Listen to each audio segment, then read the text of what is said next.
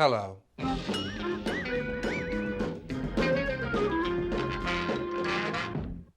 I watch a lot of Scooby-Doo. I'm known amongst my friends as the guy who watches too much Scooby-Doo, and anytime they see a funny Scooby-Doo poster or screen cap, they'll at me with it, and I have to shamefully look at them and say, yeah, I've already seen it. Now, I haven't seen all of Scooby-Doo because there's 14 full-length Scooby-Doo TV shows, and some of them have multiple seasons, and that's like 1,000 hours of the exact same thing.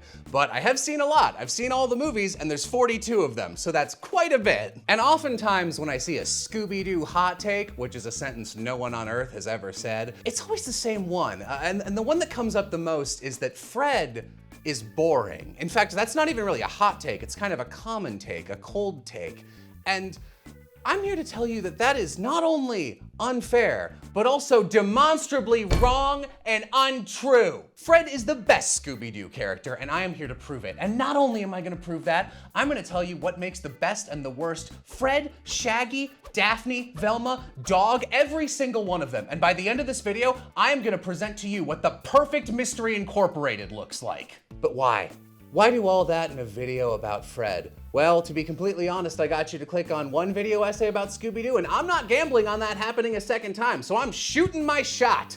And also, this is my best opportunity for someone at Warner Brothers to see my pitch and also hire me as a script writer on the new Scooby-Doo show, which is my ultimate goal as America's #1 and only Scooby-Doo fan. That being said, I don't know if I like Scooby-Doo. Most of it's really bad. So there are 3 main reasons I enjoy Scooby-Doo as a franchise. Number 1, I like things that are kind of spooky themed, but not actually horror, and Scooby is kind of the #1 poster child for the spooky genre. Number 2, I really like franchises that are just a Russian roulette of quality. Like, you never know what you're gonna get with Scooby-Doo. I mean, you know what you're gonna get with Scooby-Doo. It's an evil capitalist in a mask. But also, you never know what quality level it's gonna be. Like, most of Scooby-Doo is pretty bad. Some of it is really bad, but once in a while, there's a hidden gem in there. The Lego movie, the Kiss movie, Legend of the Phantasaur, Moon Monster Madness, all of Scooby-Doo Mystery Incorporated. And 3, I love seeing writers take a franchise that's been adapted over and over again and seeing how they put their own twist on those characters, because if they can make it really good, that's really cool to me. Like Scooby-Doo Mystery Incorporated or Bomberman Jetters. And the main thing that determines the quality of any given piece of Scoob media is how the writers treat the characters. I mean, these guys have been around for 50 years, so they've got some pretty set in stone personality traits. Like, I'd say the majority of the American children could tell you what each of the Scooby-Doo Mystery Incorporated people are about at a glance. Shaggy and Scooby are funny cowards who like to eat. Velma is smart. Daphne is girl. But Fred, how does one describe Fred? Human? Ascot? White? There simply is no answer. And while all the other members of the team have pretty much had a personality set in stone for at least a couple decades, Fred didn't really get anything until like 2011. Fred is nothing. And that means Fred can be anything. If you're writing a direct-to-DVD Scooby movie, you can't change Shaggy and Scooby. You can't make them not like food, because kids know that's wrong. They know they like food. But Fred, you can do anything with him, because no one gives a shit what you do with Fred. You got a circus movie? Perfect! Fred loves the circus. He loves it. Who cares if he's never mentioned being in the circus before? Who's gonna get mad at you? The Fred stans? That's me, and I don't care. You can do anything you want with Fred, and he's always enthusiastic, and he's always obsessed with it, and it doesn't matter because Fred doesn't matter, and that's the beauty. Fred was so nondescript that at one point in the 70s, the writers just gave up. They just gave all the way up. They got rid of Fred. And they did all these weird little shows where it was just Shaggy, Scooby, Daphne, no Velma, Scrappy, and Flim Flam. Yeah, remember Flim Flam? No, because you're not a lunatic who watches Scooby-Doo, like me. Unlike Human Tofu Fred Jones, the rest of Mystery Incorporated tends to fall into the same 2 or 3 archetypes every time they show up. So I'm gonna move through Mystery Incorporated from their most firmly established characters all the way through their least firmly established characters. And that means we are starting with Scooby and Shaggy.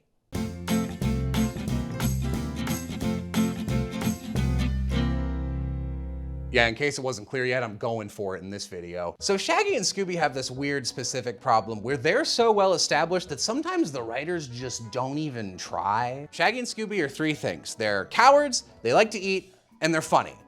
Or at least they're supposed to be. Sometimes the writer will just see that laundry list of defaults and be like, yeah, that's good. I don't need to try. And then instead of writing a fun, silly cartoon character or like jokes, they just have all these moments to remind you that Shaggy and Scooby are cowards who like food. Like it'll be like, oh, let's check out the old Pie Timer Mansion, gang.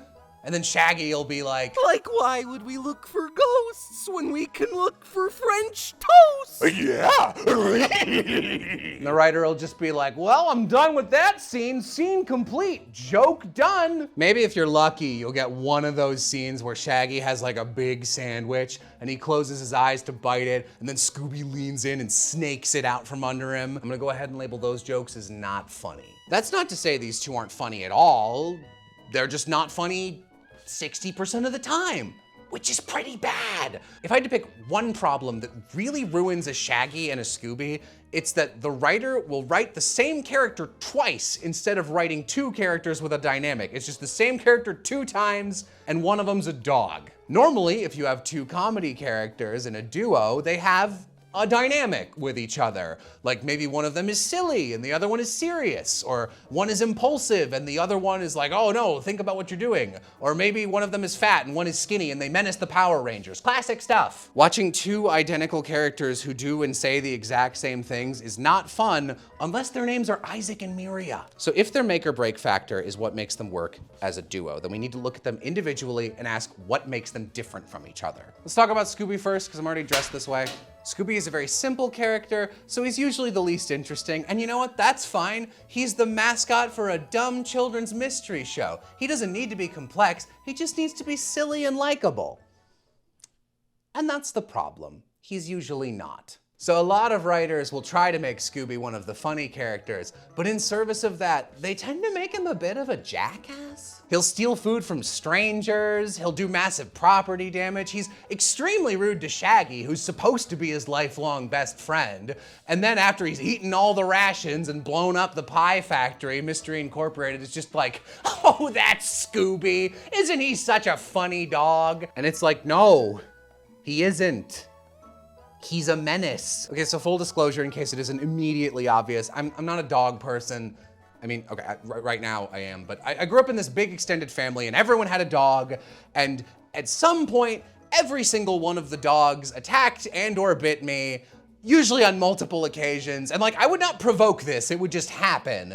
And then I'd turn to the owner and be like, hey, your dog is making blood come out of me. And they'd be like, oh, that's just Fido. Isn't he such a funny dog? And I'd be like, no, he isn't. And you're a bad dog owner. And like, just to be clear, I don't mind Scooby being a dog or having dog-like traits. Like, I actually think there's a lot of untapped comedy potential there. Like even just simple jokes, like someone pretending to throw a ball and Scooby like darting for it and then being like, hey, like that's cute, that's funny, haha, he's a dog.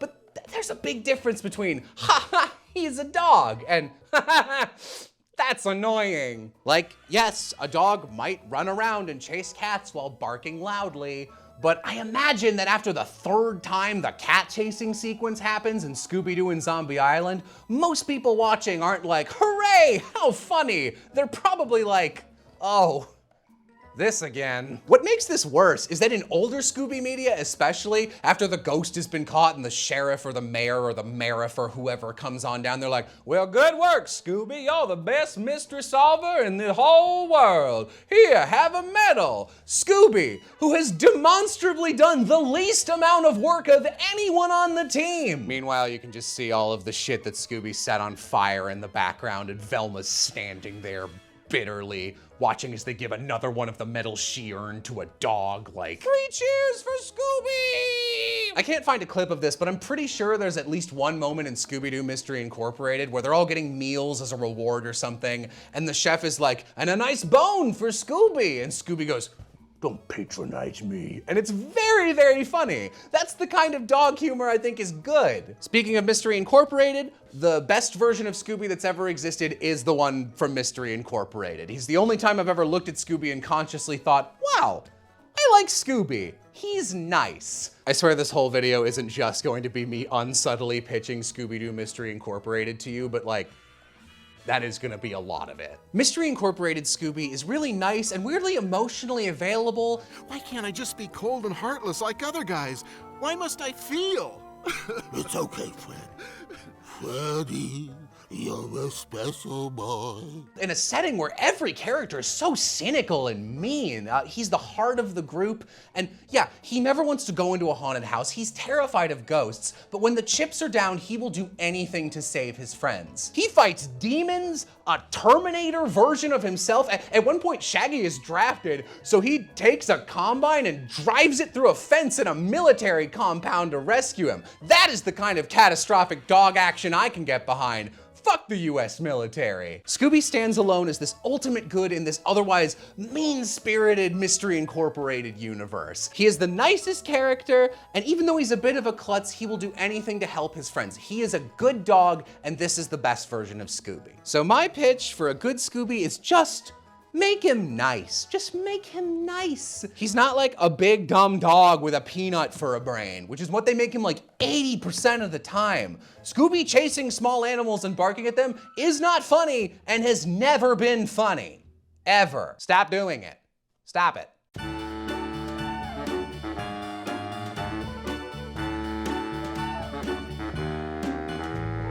So within the group at large, Shag and Scoob are both just cowards. But in their own two-man dynamic, I see Scooby as the one who's really scared of everything, like a clown who's afraid of his own shadow. Clowns are famously terrified of shadows. And Shaggy is more like the guy who's only afraid of reasonable things, like spiders or getting murdered. A bad Shaggy is unhelpful, selfish. He doesn't even really seem like he's there for mystery solving at all. He doesn't like it. You kind of get the sense watching the group that like maybe they were really good friends in high school, and then after some of them went off to college, Shaggy's personality got really into weed, but in that way where like being into weed is your entire personality, and now he just sort of couch surfs around their house, and no one really likes him or his giant dog, but like they can't get rid of him because no one else is gonna give him a shot. Like, it's just uncomfortable. A good Shaggy is one who brings something to the table. But what could Shaggy bring? Because Velma's already the smart one, Daphne's the people person, and Fred has a Netflix account. So what is Shaggy there for? Sex appeal. I'm keeping that in. Shaggy is the skill monkey. Shaggy is like your weird theater friend who spent a couple summers working at a Ren fair, and he's just picked up a bunch of strange habits from like drifters and carnies, and now he just whips them out randomly. Like you'll be running from a monster and he'll be like, yo, hand me those pumpkins quick. And you toss him the pumpkins and then he just starts contact juggling, and it's like, that's not helpful, but wow. Shaggy has a bunch of weird little quirks all across the franchise. Like sometimes he's really into cross country because that's how he runs fast from monsters. Other times he's like a cook, which is great because it means he can feed himself instead of eating his friends out of house and home. My favorite obscure Shaggyism is when he's into ventriloquism. My ventriloquism bit can get us out of this jam. If I can throw my voice to make it sound like it's coming from the room, he might leave. Help! Let me out of this pot! Like, he can throw his voice, sometimes he's into puppets, he collects dummies, and I think this is something they threw into the show because originally it was Casey Kasem voicing Shaggy, and he was like a radio personality and a voice actor, and I think they just wanted to let him flex a little bit, but it's really fun and I love it whenever it pops up again. The trick here is that Skill Monkey Shaggy's skills, they need to sound useless on paper. Like, he could never solve a mystery by himself, but he's got the weird, trivial know-how that's gonna figure out that last strange niche clue. So like Velma reads books at the library and Shaggy binges Wikipedia articles at 4 in the morning. So I was talking about the Shaggy-Scooby dynamic earlier, and my favorite dynamic they've ever had actually comes from when they had Scrappy around, you know, back in that era when Shaggy wore red shirts to branch out his fashion choices. This setup is a 3-man dynamic. So Scrappy is the impulsive one who moves the mystery forward and gets interested. This role can also be filled by Fred, Velma, and Daphne. Scooby is the goofy one, he's always comic relief, and then Shaggy is this middle ground, and he can be either depending on what is needed for that scene in particular, because that allows him to be a normal person when he's with Scooby, and he can be the straight man, and funny, which is like 70% of his screen time, and then he can still be a goofy coward when he's with the whole group. It works great because Shaggy's friends are literally insane. Like, they'll go to the beach at night like a psychopath or an Irish person, and they'll see a glowing footprint and be like, well gosh, we better break into the museum, gang. Also, Shaggy's just funny.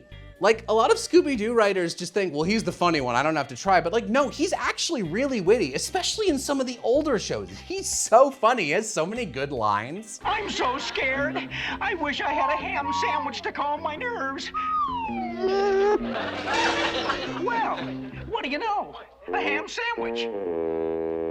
Wouldn't you know it needs some mustard? This has got to be my imagination, otherwise I'd be scared stiff. Too many writers don't realize that Shaggy's inherent humor doesn't just come from his cowardice, it comes from him genuinely being really witty. Like, even in recent versions of Shaggy that I really like, they often don't give him a lot of good one-liners, and that sucks. Let him be a charming beanpole. Shaggy is funny. Another good character trait Shaggy and Scooby sometimes have is when they're really into B movies, like schlock horror films. That's really fun. There's a lot of room for characterization and humor there.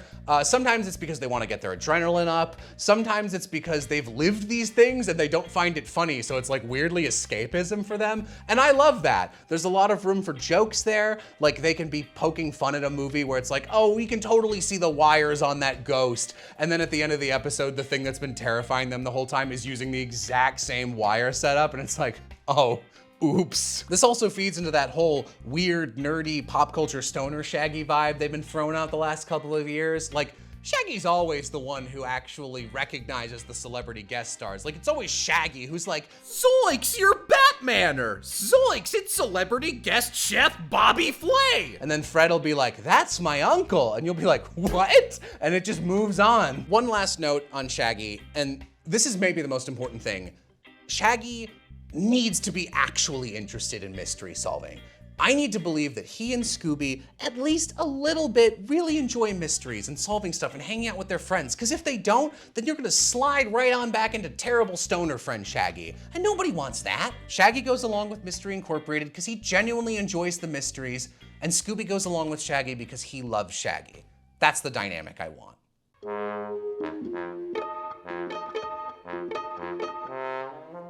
So I did not know this was going to be a sit-down shoot, but I want to let you guys know I am wearing a skirt.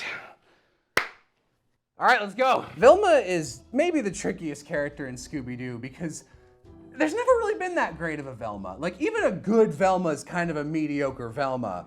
And a bad Velma is like a bad Velma. Like, a bad Velma is the worst thing about Scooby-Doo. Like, I could easily put together a greatest hits album for each of the other 4 Mystery Inc. people, but like with Velma, it's like a B-side on a cassette at best. Velma's most noteworthy performances are when she's being the least Velma possible. Like in Scooby-Doo Where's My Mummy, where she tries to kill everyone on accident, or in Scooby-Doo Franken-Creepy, where she tries to kill everyone on purpose. So let's see what we got to work with.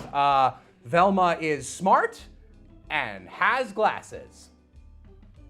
That's not great. Velma mostly exists to point out clues to the children on the opposite side of the TV screen, which means she's boring. But recently, Scooby-Doo writers have decided to make Velma the resident skeptic, which is a bad decision that I hate. Skeptic Velma will tell you that she only believes in science and ghosts aren't real, which is a weird and frustrating personality trait to give a main character in your long-running franchise where most of the best entries have canonically real ghosts, aliens, witches, and furries. The worst part of this is Velma's not even a good scientist. She's extremely closed-minded and her investigations are riddled with confirmation bias. And Velma acts like science is a set of hard rules that can't be broken, which is not how science works at all. That's like the kind of straw man scientist who only exists in the head of a conservative suburban housewife, or maybe a blonde woman buying Wonder Bread in a DeviantArt commission. Like, if a scientist finds a new animal, they're not like, this one's not on the books, it must not exist. They're like, oh, a new worm! And then they gather around it in a circle like, worm, worm, worm, worm! And then they name it after a Weedle. Imagine you're a scientist and a group of your friends run up to you. They are covered head to toe in glowing green goo, and they tell you that a ghost ran up to them, chased them, and spat that ectoplasm all over them. A good scientist would check that out immediately, no questions asked, because a good scientist knows that no matter how improbable something seems, new stuff's discovered all the time. So best case scenario, ghosts are real. Worst case scenario, hey, free goo. A bad scientist would immediately start mocking and gaslighting her friends and saying, ghosts aren't real, you guys. And then a Velma scientist would do that like 4 times in the same movie, like it was funny. Like, okay, everything else aside, having a character in a fun, silly cartoon about spookiness, pointing at the spookiness and going, that's not real, that's just not fun to watch at all. Perhaps the most nuanced version of Velma is, again, the Mystery Incorporated one, surprise. But actually, for once, I'm not gonna go with Mystery Incorporated on this one. I don't think she's a good template for the future Velma, and I'm gonna tell you why. Mystery Incorporated Velma is bitingly cynical and sarcastic and like honestly pretty mean, and like she's funny, but she's got this ambient energy about her that I'm gonna go ahead and call hates her friend's disease. Aren't you gonna tell us a story? Yes, the end. Now shh. This disease has also been known to affect Daphne's, Shaggy's, even Scooby's. Everyone but Fred, really. I mean, you can't spell friend without Fred. Another reason he is the best member of Mystery Inc. Fred Jones, human golden retriever. Unlike Scooby, who is a non-human Great Dane, except that one time he was a human. You ever seen canonical human Scooby-Doo? You want to? Here he is anyway. Dude, can I borrow your shades? Velma's also the reason that a lot of people get turned off from watching Scooby-Doo Mystery Incorporated, because she's dating Shaggy. And I'm not gonna defend it, it's bad. I'm not even gonna pretend it's not bad. It's the worst thing about the show. It's awkward and super uncomfortable the whole time. It goes on and on until it ends in this love triangle confrontation between Velma and Shaggy and Scooby, where Shaggy has to choose between Velma and Scooby. And he picks his dog, which is equally as depressing as it is funny. Earlier this year, Mystery Incorporated producer Tony Cervoni actually revealed in an Instagram post that Velma was written as a lesbian in that show. And the reason her relationship with Shaggy was so weird was because she was still closeted and figuring herself out, so that was like doomed to failure from the start. Are you whack? The boy I love picks a dog over me? Oh, that's the most insulting thing a girl could ever have happen to her. Great. Glad that's all settled. And I should clarify for people who are unfamiliar with Mystery Incorporated as a series, this is not some retroactive J.K. Rowling style bullshit for woke points. Like, this was all there in the text. It's real. But the thing about watching a toxic relationship unfold is it's not fun to watch. Velma also has a pseudo girlfriend in this show, and her name is Hot Dog Water, and she's the best thing about Scooby-Doo. Okay, I'm not going to go into it just yet, but Marcy Fleech, aka Hot Dog Water, is one of the best characters, if not the best character in all of Scooby-Doo. I once described my ideal date to a friend as me sitting down in a diner and describing the plot of Scooby-Doo Mystery Incorporated to somebody for 2 hours. So I guess this is a date now. Enjoy your weird parasocial relationship with a man dressed as Velma Dinkley. Ever since Mystery Incorporated, and actually a little before that, Velma's kind of worked as like the collective straight man to the rest of the Scooby-Doo gang. And I don't think that works anymore, especially not sarcastic Velma. And the reason is because of the voice actor change. So from 2002 to 2015, Velma was voiced by Mindy Cohn, who recently left the role after Scooby-Doo and Kiss Rock and Roll Mystery, which, I mean, fair. You gotta respect someone who can hop out of a series at the franchise's peak. She was replaced by Kate Micucci, who most animation fans probably recognize as Sadie from Steven Universe or Webby from the 2017 DuckTales. Researching Mr. McDuck and his family is kind of my hobby. What? What are your blood types? What's Donald really like? Who's the evil triplet? Louie. Tell me everything! Kate Micucci's voice is so charmingly dorky, just inherently, you wanna like her. And she just does not work for cynical Velma at all. And I'm not fully up to date on everything Scooby that has come out since she took over the role, but I'm not 100% convinced they've ever figured out how to use the Micucci Velma yet. The only good Velma Cucci I've ever seen is maybe in Lego Beach Blowout Bingo Bash or whatever it's called. And in that movie, all of the gang make fun of Fred and Velma because they don't have any hobbies outside of solving mysteries, which is accurate. So they spend the whole movie trying to be cool by convincing a bunch of teens they made up a dance called the Jinky. And it's cute, like, it works. Unfortunately, I'm gonna chalk this one up to the Lego writers being really charming as opposed to Scooby-Doo writers actually doing a good job. I'm gonna call this one a fluke. So, here's my proposal for a new Velma.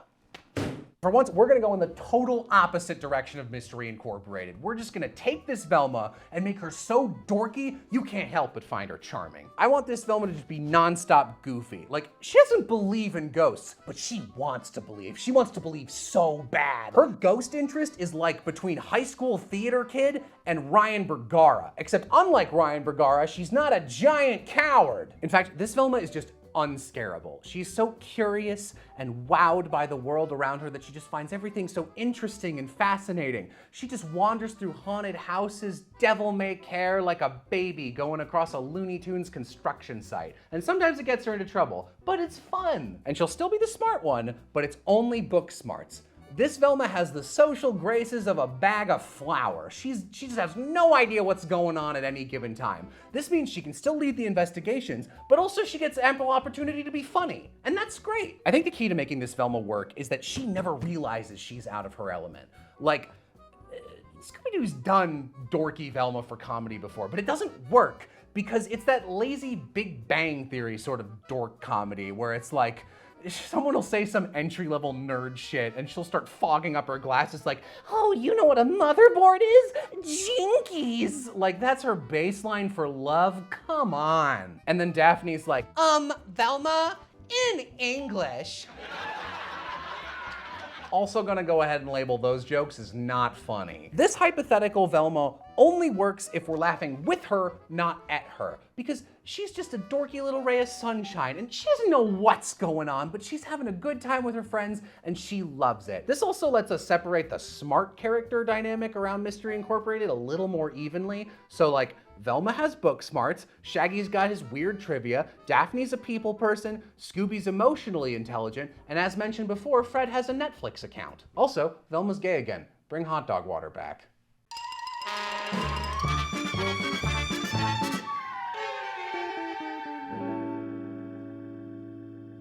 I had a Daphne wig, but now all I've got left is this giant smock. It's so hard to buy women's sizes. You just have no fucking clue what you're gonna get. Like, what is this? So Daphne's situation is like similar to Fred's, where the writers have had a long time to do whatever they want because they never really characterized her in the first place, but it is a little different. The main difference is that Daphne has a triangle of 3 Daphne traits she can be between, and she tends to gravitate towards one of them. Writers will just pick one arbitrarily, and that's your Daphne for the movie. Type 1 Daphne, this is girly girl Daphne. She loves makeup, purses, fashion. She's an influencer on Instagram. She has terrible slang that the writer doesn't understand and looked up on Urban Dictionary and kinda got wrong. This Daphne is the most common one. She's not inherently bad. There's nothing wrong with being a fashionista or being a girly girl, but it's often executed very poorly because the writers don't really know how to do that without making her a joke. Type 2 Daphne. This Daphne is very clumsy. She falls into traps because in the original show, she fell into traps and got kidnapped, so her personality is clumsy. Danger-prone Daphne. Type 3 Daphne. This Daphne is a jiu-jitsu motorcycle riding badass who uses her infinite wellspring of money to fund a cross-country ghost ass-kicking tour. Should be pretty obvious which Daphne I'm interested in the most. Not the second type. I guess for completion's sake, I should mention the 4th type, weird fetish Daphne. So, this is less of like a main Daphne type and more of a binary they can just switch on and off to ruin any given Daphne whenever they want. Writers really, really like making Daphne fat or having her inflate or covering her in flour or bondage, all the things that always on Daphne every time. There's also a disturbing number of YouTube compilation channels which is just like, every time Daphne's been in a bikini, which I have to imagine are compiled and watched exclusively by 12-year-old boys who do not know what porn is, but do know that they have a boner. The worst iteration of Daphne is any Daphne voiced by Heather North Kenny, one of the original Daphnes. She's just so boring. She is aggressively not a person. Ugh. She's also dumb as a horse. In Scooby-Doo and the Monster of Mexico, there's a scene where they're surrounded by scorpions and they crawl towards her, and she goes, ah, spiders! And it's like, girl, none of that shit will be on our Daphne. For our Daphne, I will be fusing types 1 and 3. I want like mid-2000s girl power kick-ass energy. So like totally spies or Kim Possible. This Daphne knows what necklace goes best with her dress, and also which one works best as a garrote wire. Makeup swatches and kicking crotches. So some iterations of Daphne have fused those two things before to varying degrees of effect. I do want to give a shout out to Curse of the 13th Ghost Daphne, who is rocking a great outfit and is very close to what I want. But there's one little element missing. And what could that be? What element is the perfect Daphne still missing? Consider the rest of Mystery Inc. Scooby is a good dog, Shaggy's a coward, Velma's a wooby, and Fred is Fred. What do you notice? That's right, they're all soft bitches, which means that Daphne needs to be able to kill. I want Daphne to seem like she's the most well put together member of Mystery Inc., but she's absolutely not. That's Shaggy, by the way. Quick aside, there's a little shorthand you can use to see if the Scooby thing you're watching is good or bad. If it's good, then Shaggy and or Daphne are the voices of reason, and if it's Fred and Velma, it's bad. It's never Scooby. Mystery Incorporated kind of flirted with the idea of Murder Daphne, and then Be Cool Scooby-Doo kind of did a little more with it, but nobody watched that one because it looks like a Seth MacFarlane cartoon, which, you know, fair. In that show, they make Daphne like mostly to completely openly crazy, where she's just openly talking to puppets like they're real people. And you know that Grey Griffin, her actress, can absolutely nail crazy. She played Azula in Avatar, so she can go full psycho. So we're gonna go that level of comedy crazy, but we're gonna tweak the flavor a little bit. So she's not gonna be like openly murderous. She's gonna be mostly well-adjusted, very friendly, a nice person. But if you piss her off, you're dead. Like, it's a quiet rage too. Like, you're talking to her and you say the wrong thing in a conversation, she just stops talking, stares at you, makes dead eye contact, closes her compact, lowers it. Silence. You don't know what she's gonna do or when she's gonna do it, but you know it's gonna be bad. Another big element of Daphne tends to be her relationship with Fred and whether it's romantic or not. Starting with the Scooby revival in the 90s, they started to flirt with the idea of Daphne and Fred flirting with each other. This was pretty lazy, and it was mostly just like them looking at each other longingly or getting really mad whenever they expressed interest in literally any other character. It was pretty bad and pretty tame. It was maybe a blush at worst. And then Mystery Incorporated swings the pendulum all the way in the other direction. She's in love with Fred. She loves him so much! But he has no idea because he's a big, stupid brick of a man. He's just so oblivious he doesn't notice. And it's a big part of the series. There's a lot of episodes dedicated to their relationship. They get engaged before they graduate high school, which is very weird. Very upper middle class white kid of them, which that checks out, I guess. What I want to do is take the idea of Fred and Daphne as a couple and marry them with another pair of characters from Scooby-Doo Mystery Incorporated. Not like literally marry them. Like, I don't want to make a polycule like those stupid Tumblr posts that say that everyone in Mystery Inc. is dating and Fred and Shaggy are boyfriends, which is the dumbest thing I've ever read. So in Mystery Incorporated, there's another pair of characters named Brad and Judy, and they're like world-class globe-trotting trap makers who've made millions of dollars making and escaping traps.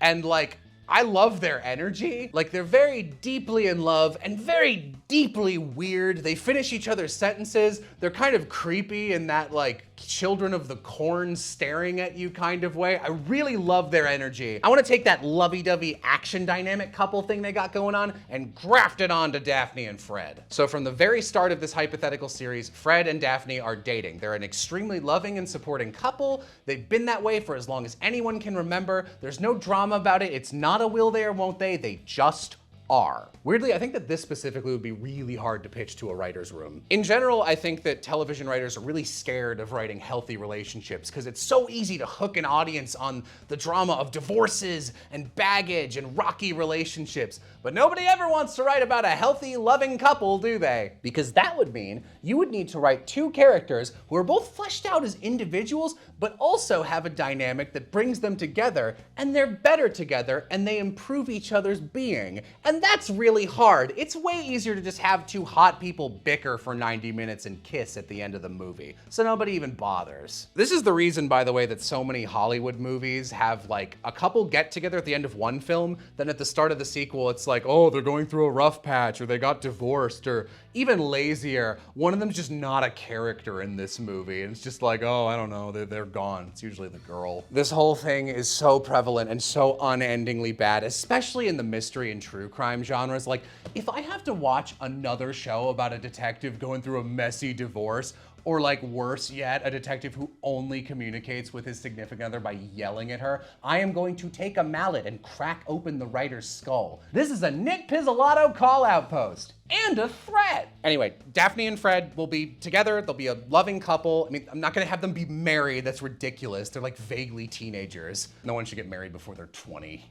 You're not even a person yet. Fred is often depicted as being into booby trapping ever since Mystery Incorporated, and I really like that. I want to extend it to Daphne. I want them to be a booby trapping inventor couple. That's really funny, and I think it's fun. I mean, Daphne's already a hyper-competent badass who can zipline her way across a chasm by MacGyvering some dental floss. Like, this is totally in character for her. It works. This would also be a fun way to give them an in with resident Geekosaurus Velma, who they could use as like a consultant and or guinea pig. I think they'd make a fun couple. Fred is big and soft and friendly, and Daphne's petite and could kill you. They're a pincushion couple. He's the cushion, she's the pins. It's fun. This exciting new dynamic will also please the weird fetish crowd, who will be excited to have this new version of Daphne step on them. But before we get to the pièce de Fredsistance, I want to do a quick flyover of all the guest party members Mystery Incorporated has had over the years who were too terrible to stick around. Shall we? These ones don't have costumes because I didn't care enough. Scrappy's the biggest one. Let's start with him. Everyone hates Scrappy, and I'm gonna be honest, I don't really get why. Like, I don't like Scrappy, but I mean, TV Tropes has a trope that designates the character everyone in a fandom hates, and it's called the Scrappy. It's named after him. And like, I don't want to be the I'm defending Scrappy-Doo guy, but maybe that's a bit much. So Scrappy was added in the 70s to boost ratings for the failing show, which that worked, by the way. Kids really liked Scrappy, but also kids like Minions and eating paste, so that's maybe not the best metric to go off of. There was one big problem right away though, and that's that Scrappy's personality is pretty dominant, and he tended to fill the same role in the show that Fred and Daphne and Velma did. And the producers were like, oh no, are those three worthless? And yeah, they are. So they got rid of them, which is fine, because they didn't even have a personality until 1998, so nothing of value was lost. Like, I don't like either of them, but if I have to pick between one character pushing the plot forward and 3 characters pushing the plot forward, but using 3 times as much screen time, I'm gonna go with Scrappy. But I'm not just here to talk about Scrappy. I'm here to talk about Scrappy's real-life relationship with actual human man James Gunn, the director of Guardians of the Galaxy and the writer of the Scooby-Doo live-action movie. James Gunn just has this visceral, long-documented hatred of Scrappy. So at some point during production, he decided that Scrappy should be the villain of the movie, piloting robot Rowan Atkinson in order to cause the apocalypse because he tried to pee on Daphne while doing a coup to take over the gang and they kicked him out, so he wanted revenge. Typical screenwriting stuff. This villainous depiction of Scrappy was the last time he was ever featured as a character in Scooby-Doo in any actual capacity. And that movie came out 18 years ago. Wow, I haven't seen... Look away, Daphne. We all promised each other that we would never speak of him. Not ever. Okay, so here's the thing.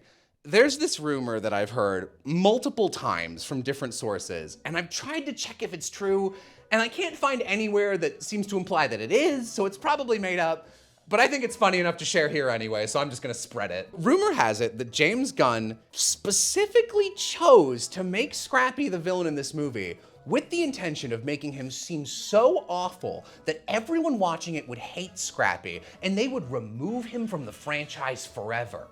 And it worked! That happened! James Gunn won! He killed Scrappy! And like, that's probably not true, but imagine if it is. Like, imagine that happening with literally any other franchise, any other long-running franchise. Imagine if someone grew up watching The Simpsons and they spent their whole childhood hating Bart Simpson. So they grow up and become a writer just so they can write a character assassination that's so bad, it takes him out of the entire franchise because you hate him. A cartoon boy! It's kind of the funniest, pettiest thing I can imagine a writer ever doing, and I love it. You know, I hope it is true, personally, and I hope that when James Gunn dies, his gravestone is just the words, "I killed Scrappy-Doo," in big, bold font. Like, his name's not even on there, it's just his legacy. Scooby-Dum is Scooby-Doo's cousin, whose name sounds like I just this second made him up. Remember that Scooby-Scrappy-Shaggy dynamic I talked about with the straight man, the cowardly middle ground, and then the goofy side comedy character? It's like they added a second goofier, sidier, comedier character. It didn't work. Googie, Shaggy's girlfriend, who shows up only in Scooby-Doo and the Reluctant Werewolf, a terrible movie for bad people. There's not much to her, but her name is Googie. So 13 Ghosts of Scooby-Doo is one of the only Scooby things where there's like an ongoing plot from episode to episode. Shaggy and Scooby accidentally open a chest of demons and they have to go on a globe-trotting adventure to catch them all and put them back in the chest. They are joined by Scrappy, Daphne, and Flim Flam. Flim Flam? The little huckster who used to travel around catching ghosts with us. About 3'6", sold us all those bottles of snake oil we unloaded at the garage sale. We never mentioned Flim Flam? Flim Flam is a huckster kid from the Himalayas voiced by a white woman in the 1970s, which sounds like it would be terrible and at least a little racist. But you know what? I'm gonna be honest, I'm here for Flim Flam. I like Flim Flam. I think he's funny. According to my compass, we're completely lost. I'm a big fan of stupid huckster types. He brings an energy to the gang they've never had before, and they really haven't had since. Also, this is a great series for Flim Flam to be in. It's so cartoony. Like, you know in Scooby-Doo chase sequences how the monster will be running through a bunch of doors and he follows Shag and Scoob into a room and suddenly it's like, it's a barber shop, and Shag turns around and he's dressed as a barber and he goes, "Like here for a trim, my good sir?" And the ghost goes, "Oh, I guess I am." 13 Ghosts is just high octane that shit, non-stop. There's an episode where they're in a comic book, there's an episode where they get trapped in a black and white old-timey movie, there's musical numbers, you can escape a dragon by cutting to an in-universe commercial break and protesting dragons not being in cartoons anymore. It is all the way cartoony, and Flim Flam is just the natural extreme of Bugs Bunny and shenanigans, and I love him.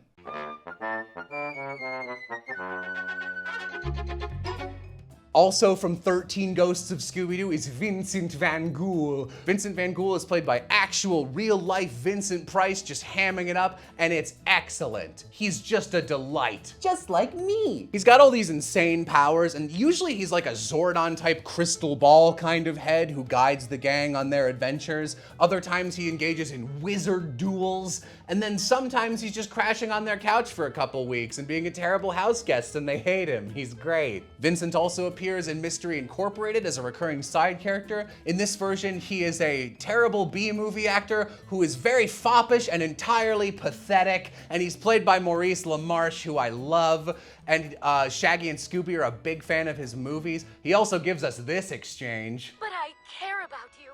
You wouldn't if you knew what was lurking inside me. It wouldn't matter. I'd still love you. Even with a lizard face? Ah! You're right! Run away! Run away! Which is just my favorite. I was happy to see them both return in The Curse of the 13th Ghost, a movie that just came out a couple years ago. It's a sequel slash finale to the original show that came out 40 years ago. There is no audience for this movie. I don't know why they made it, but they did, and I'm loving seeing Flim Flam and Vincent again. It's really funny because Fred and Velma weren't in the show, but they are in the movie, so they're just like, when did you go on a globe-trotting, life or death demon hunting adventure? And Daphne's just like, I don't know. You were at camp that one summer, stuff happens. The Hex Girls aren't actually members of Mystery Incorporated, but they are some of the only characters that show up in multiple incarnations of Scooby media, other than like maybe Vincent Van Ghoul and like Simple Plan or Don Knotts, so that has to be worth something. The Hex Girls are a band of quote-unquote eco-goths, which is not a thing, and they're from the movie Scooby-Doo and the Witch's Ghost. They're also the main reason people remember that movie, which I think is a little unfair. That's a good movie. I like the Hex Girls, they're good, but like I'm not here for them, you know? They weren't formative for me. I'm not an 8-year-old girl who saw Thorn and was wondering if she might be bisexual for the first time. I was a 24-year-old man who saw a picture of a merman when he realized he might be bisexual for the first time, which is way more embarrassing. You know what I am here for, though, is Tim Curry absolutely hamming it up as Ben Ravencroft. Non-ironically, one of my favorite performances ever, vocal or otherwise. And since Sarah's blood runs in my veins, I guess that makes me a warlock. Warlock? I heard it said once that you can judge a man by the first movie he knows Tim Curry from, and for me that's either this or Muppet Treasure Island, so either way, absolutely true. So in the movie, Thorn is able to undo the witch's evil spell because she is quote-unquote 1/16th Wiccan on her mother's side. Just ask Thorn, she is one. Yeah, right. Sally McKnight, 1/16th blood on my mother's side. Which is not how being a Wiccan works even a little bit. My bloodline, you ask? Well, I'm 1/4 Catholic on my mother's side. What a lot of people don't know is that the Hex Girls actually show up in a lot of Scooby media, especially the ones trying to cash in on that easy 2000s nostalgia. Originally, they were like a local indie band, but in most iterations, the Hex Girls are like a world-renowned sensation by the point they appear. The eco-goth industry is thriving. And best of all, the blonde one has a redesign usually, so she doesn't look like ass anymore. At one point, Daphne actually joins the band during Mystery Incorporated, and she goes by the name Crush. She sings a song called Trap of Love. It's actually pretty good. It's on YouTube. You can check it out.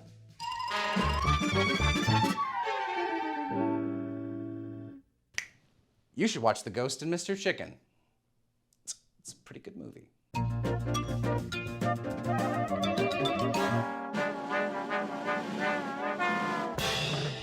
Before we get to my boy, we gotta talk about my girl, Hot Dog Water. Her name is Marcy. I can't talk too much about her involvement in Mystery Incorporated because most of it is a spoiler, even though I already spoiled a lot of it, but I'm not gonna spoil anymore. Basically, she's Velma's science fair rival turned love interest, and she's great. While Velma's interest in Marcy was pretty subtle, Marcy had a pretty bald-faced crush on Velma.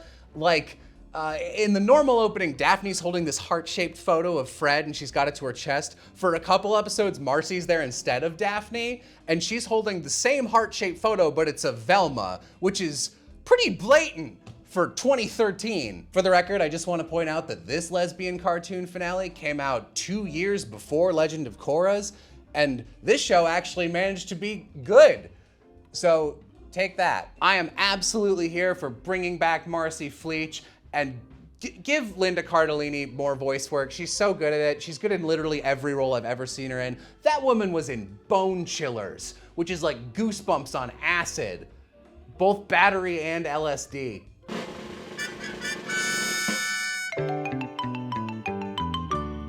It's time.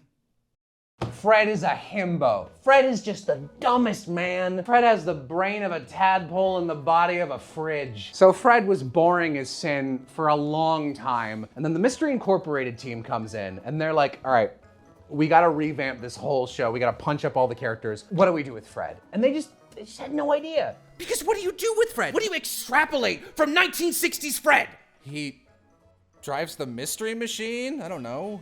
But driving can't be his personality. He can't just like cars. He's not a balding father going through a divorce. That doesn't work. He wears an ascot. He likes splitting up, gang.